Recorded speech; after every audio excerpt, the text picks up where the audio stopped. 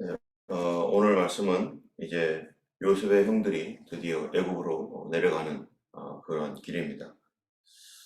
이제 본문 42장부터 50장까지 그 전체적인 내용이 이제 야곱의 12아들 요셉과 더불어 12아들이 어떻게 하나님의 다루심을 받는가, 하나님께서 이스라엘을 축복하시고 그리고 하나님께서 이스라엘을 내 아들 내 장자라고 하시고 그들을 온 세계 열방의 제사장 나라 또 하나님의 소유된 백성 삼으실 때 그러한 그 기초가 이 네 사람 아브라함, 이삭, 야곱, 요셉 그리고 요셉의 형제들 이러한 이들에 의해서 그 기초가 놓여질 때 그냥 하나님께서 그들에게 막 복을 내리시고 축복하시는 그런 그 과정들이 하나님의 선택과 하나님의 주권적인 그 역사 가운데 있지만 사람은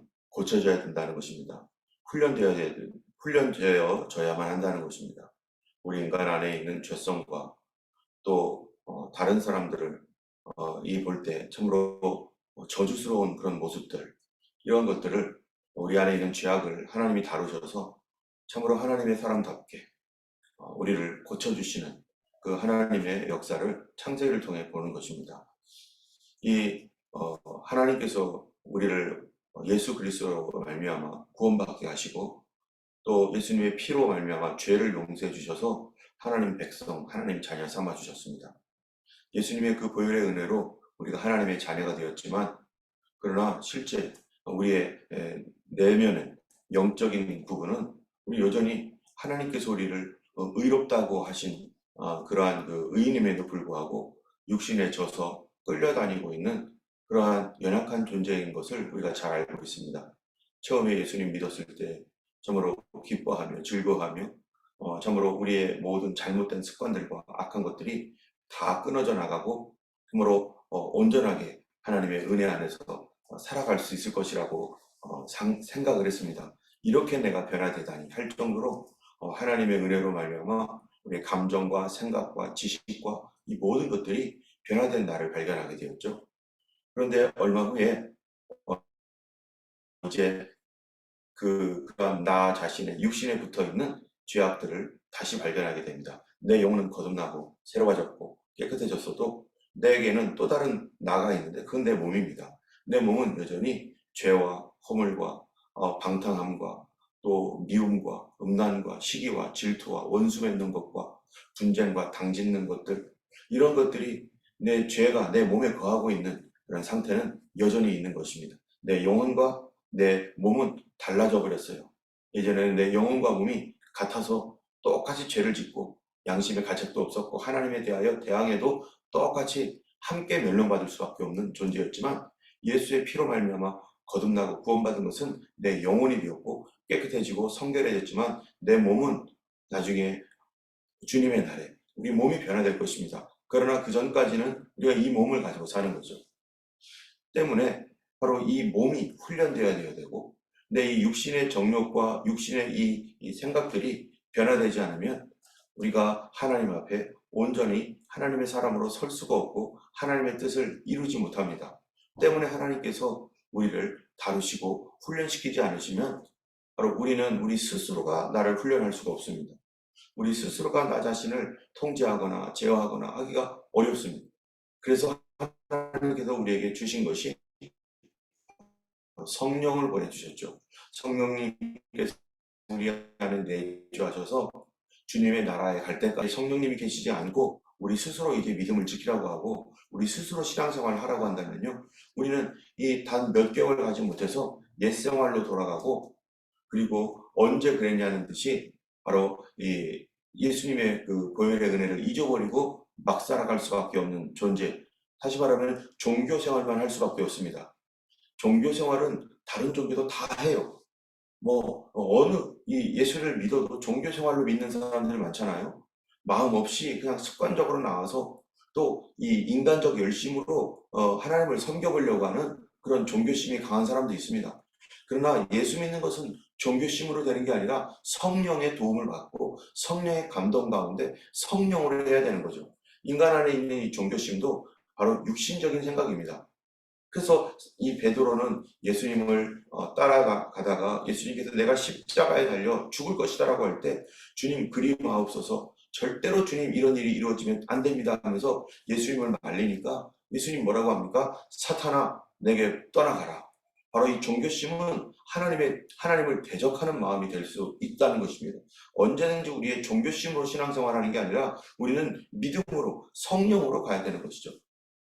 그렇기 때문에 이 주님께서 우리를 이 종교심의 종교인으로 살게 하지도 않고 우리를 믿음의 사람, 성령의 사람으로 살아가도록 하기 위해서 바로 우리에게 성령을 보내주셔서 잘못된 종교심에 의해서 종교 생활하는 우리를 믿음의 삶으로 우리를 돌이키셔서 하나님의 겸손한 사람, 하나님께서 우리를 거듭나게 한 그 의인으로서의 삶을 어떻게 하시는 거예요? 훈련하셔야 되는 것입니다. 여기에 우리 이 믿음의 조상 아브라함, 하나님 앞에 먼저 의롭다 하심을 받았지만 그러나 그가 하나님의 뜻을 이루기까지 어떻게 됐어요? 아들을 낳을 때까지, 그리고 아들을 바칠 때까지 하나님 계속해서 훈련하여서 하나님의 온전한 사람으로 만드셨습니다. 이삭도 마찬가지죠. 야곱도 마찬가지였죠. 이제 이 야곱의 12아들 하나님께서 다루지 않겠습니까? 이들을 통하여 세상을 축복하는, 열방을 축복하는 축복의 통로로 삼으실 텐데, 그래서 이스라엘의 어떠한 이 아브라함의 가문에서 이스라엘 민족이라고 하는 이러한 이제 민족으로 가야 되는데, 이 12사람을 하나님이 그냥 두시겠습니까? 그들을 이미 축복하셨고 이스라엘의 자녀가 되게 했습니다. 이스라엘의 자녀, 야곱의 자녀가 된 이들을 하나하나 하나님께서 다루시는 것이죠. 이제 42장부터 50장까지가 그 내용입니다. 오늘 그 첫 번째 일이 이제 일어나는데요. 여기 놀라운 것은 뭐냐면 이미 요셉은 그 십수년간의 이 낮아짐으로 이제 그가 겸손하게 되었고, 사람들이 자기를 칭찬할 때 아닙니다, 내가 아닙니다, 하나님이십니다 라고 하는 정도로 그가 겸손한 사람이 되었습니다. 아마 이 요셉이 총리가 되었을 때 그도 이렇게 총리가 된 것이 자기의 능력이 아니라 하나님이 하셨다는 것을 그는 철저히 알고 있는 거죠. 그리고 뿐만 아니라 7년, 14년을 그는 이제 이 애굽을 다스려야 되는데, 그가 매해가 갈 때마다 자기가 해석했던, 자기가 하나님께로부터 받아서 이 애굽 왕에게 말했던 7년간의 연속적인 풍년과 7년간의 연속적인 흉년을 관리를 해야 될 사람이죠. 그렇기 때문에 1년, 2년 갈 때마다 그가 하나님께 늘 기도할 수밖에 없는 거죠. 올해 첫 번째 해 풍년이 들었으니 내년에도 풍년이 들어야 됩니다. 하나님의 약속입니다. 그런데 이거를 자기가 해석을 해줬어요. 그러니까 자기가 책임이 엄청나게 중요한 거죠. 그래서 이 부분에 대해서 또 기도해야 됩니다. 첫 번째 풍년의 날에 하나님 다음에도 풍년을 주시옵소서. 그 다음에 풍년의 날에 주님 그 다음에도 풍년을 주시옵소서. 그는 지속적으로 하나님께 깨어 있어야 되고 항상 기도해야 되는 사람이죠. 여러분, 우리에게 하나님의 약속의 말씀이 있다면 하나가 되었다고 해서 이제 느슨하게 놓여지고 이제 됐다 하는 게 아니라 그 다음 거를 향하여 계속 가는 겁니다. 우리가 이제 네팔 교회가 첫 번째로 우리 교회에서 품고 나가서 이제 교회가 이제 성장하고 있을 때 얼마나 감사합니까? 그런데 그 하나로 되는 게 아니라 그 다음 교회가 어디가 올지 기도해야 되고 품어야 되는 거죠. 지금 백슬리라인 처치에 우리가 가서 또는 설베이션 아미에 가서 하나님께서 어떤 일을 하실지 우리는 전혀 모릅니다. 어떻게 일하실지는 우리는 알지 못합니다. 그러나 다음 교회를 위하여 우리가 품고 하나님 어떻게 해야 됩니까? 기도해야 되는 거죠. 우리가 이 영어 예배가 있다가 영어 예배가 한국어 예배와 함께 합쳐지고, 또 그 안에 하나님께서 이제 영어권에 있는 사람들이 들어올 때 감당할 수 있도록 영어 그룹을 마련해 놨어요. 이들을 통해서 하나님이 무슨 일을 할지 어떻게 알겠어요? 우리 한국 사람들이야 이렇게 있지만 영어 그룹을 통해서 하나님께서 또 영어 예배가 다시 일어나게 해서 그곳에 많은 사람들이 함께 있으므로 도저히 한국어와 영어가 같이 있을 수 없는 어떤 상황이 될지 어떻게 알겠어요? 우리가 해야 될 것은 교회가 개척되어져서 나가서 새로운 교회가 또 나타나도록 해야 되는데, 하나님께서 그 일을 위하여 어떤 일을 하실지 우리는 기대하며 또 하나님 앞에 간구합니다.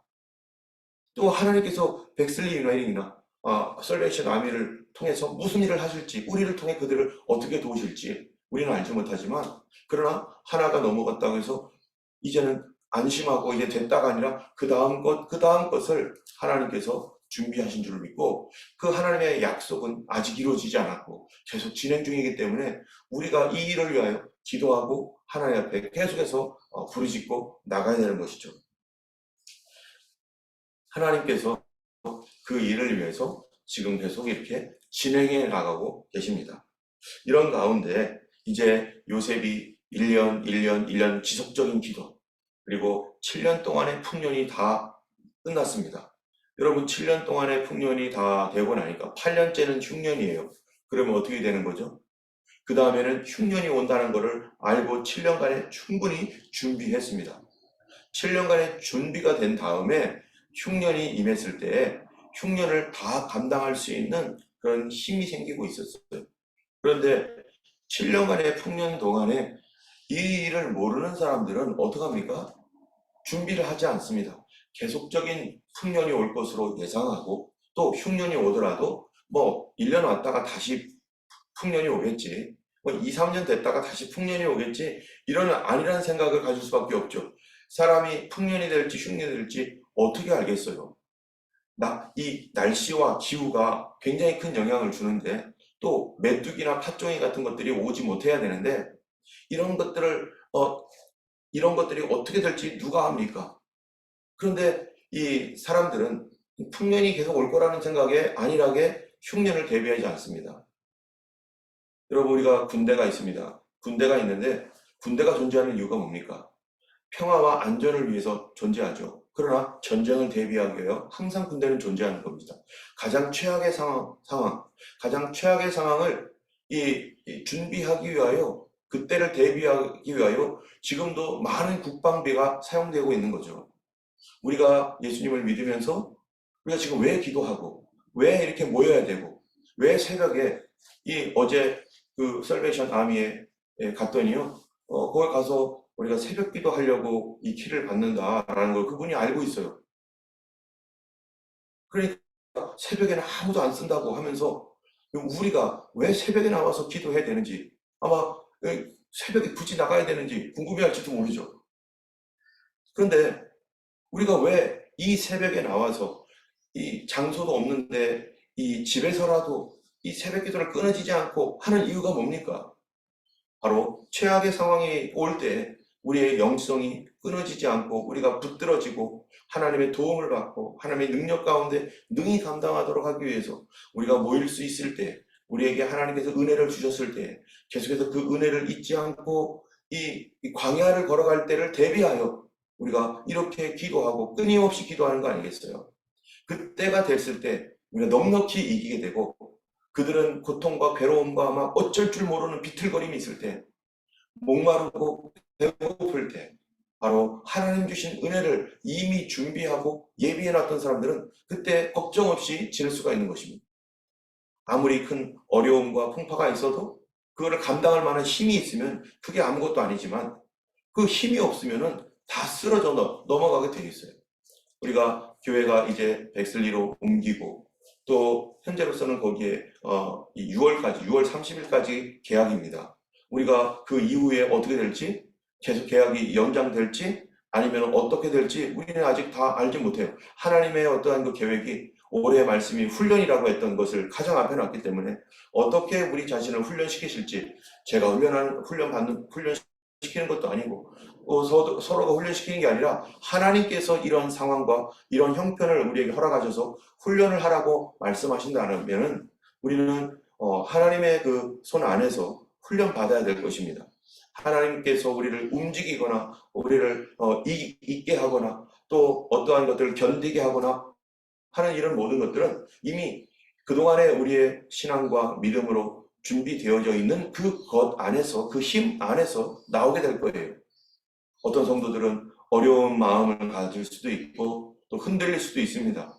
이때 우리가 함께 기도해야 했던 성도들이 해야 될 것이 뭡니까? 이제는 팀워크가 되어서 한 마음으로 성도들을 돌봐주고 지켜주는 일을 해야 되는 거죠.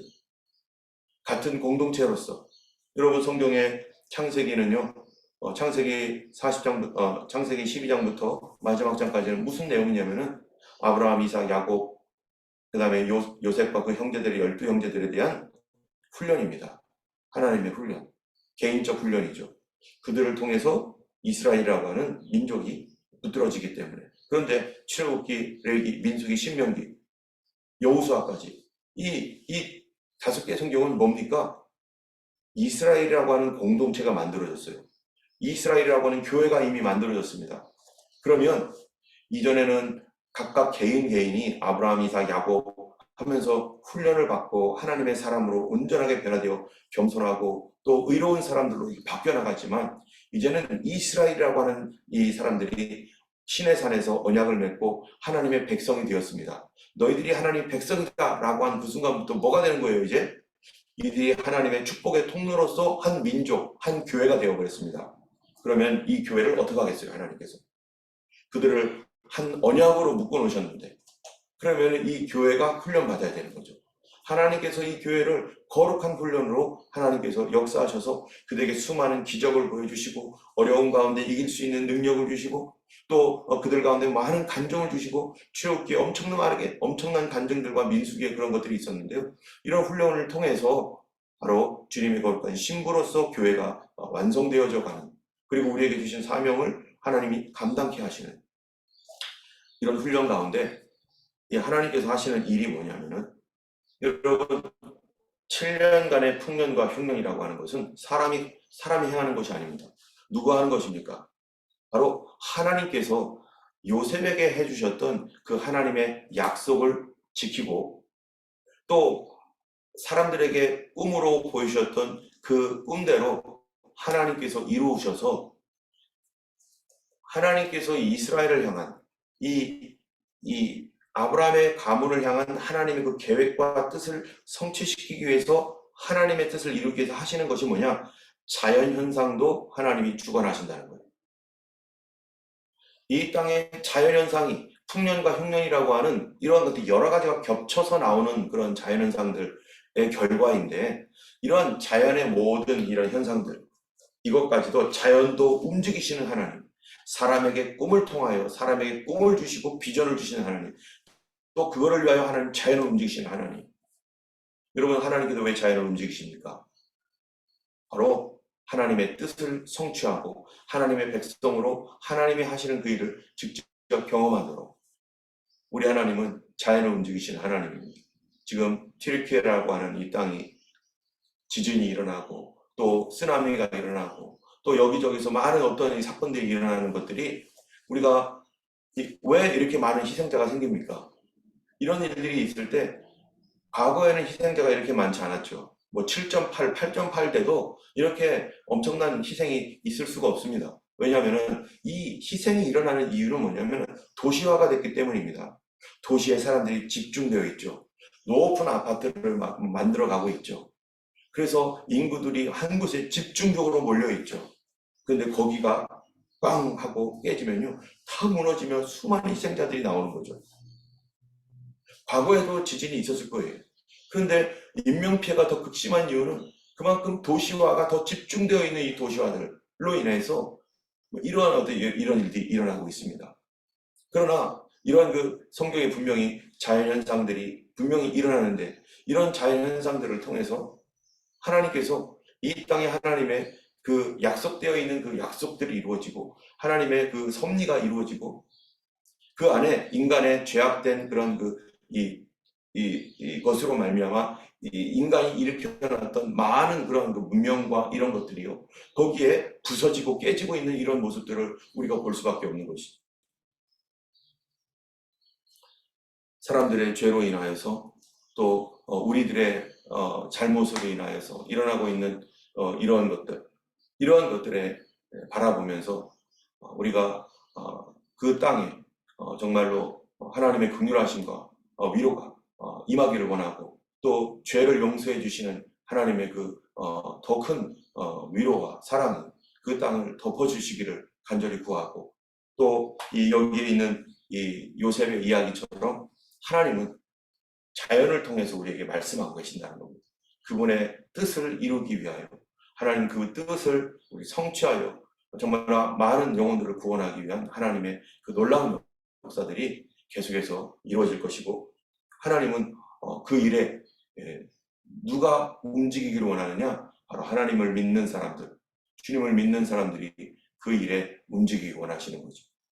우리가 이러한 여러 가지 어려운 현상들과 이런 것을 볼 때 성도로서 그 일들을 남의 일로 구경할 것이 아니라 그 가운데 정말로 우리가 어떻게 도와야 될지, 그들을 위해서 무엇을 하기를 원하시는지를 우리가 하나님 앞에 구하며, 또 이 자연까지도 자연 현상을 통해서 나타나는, 그러니까 하나님의 큰 섭리를 우리가 볼 수 있는 우리가 되길 원하고, 하나님은 성도를 중심으로 움직이십니다. 우리 아버지는 자녀들을 중심으로 모든 것을 움직이는 것처럼 하나님은 성도를 중심으로 이 땅을 움직여 가신다는 것을 우리가 기억하고, 이제 42장부터 50장까지 우리 이 야곱의 아들들을 다루시는, 하나님의 사람답게 만드시는 그런 하나님의 역사를 우리가 하나씩 하나씩 보게 될 것입니다. 기도하겠습니다. 걸어가신 하나님 아버지, 참으로 우리의 죄악과 우리의 허물이 우리 자신들을 하나님 바라보게 합니다.